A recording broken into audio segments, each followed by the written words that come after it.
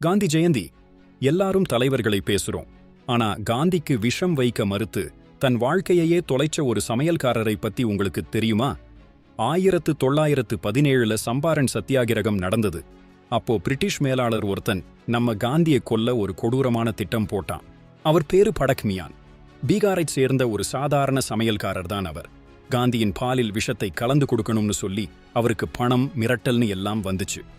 ஆனா அவர் என்ன செஞ்சார் தெரியுமா?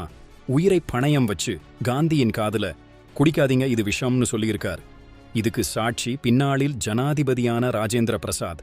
அந்த துணிச்சலுக்கு படக்மியான் கொடுத்த விலை மிக அதிகம். வேலை போச்சு, சிறை, சித்திரவதை, குடும்பம் விரட்டப்பட்டுச்சு, வீடு எரிஞ்சு போச்சு. ஒரு தேச துரோகி மாதிரி நடத்தப்பட்டார். வருஷங்கள் ஓடிருச்சு. 1950 ராஜேந்திர பிரசாத் அவரை அடையாளம் கண்டு காந்தியின் உயிரை காப்பாற்றியவர் இவர்தான்னு எல்லார்ட்டையும் சொன்னார். நிலம் தருவதாகவும் வாக்கு கொடுத்தார். ஆனா 75 வருஷம் கழிச்சும் அவர் குடும்பம் இன்னைக்கு வரைக்கும் வறுமையில, கூலி வேலைக்கு போற அவலத்துல தான் இருக்குங்க.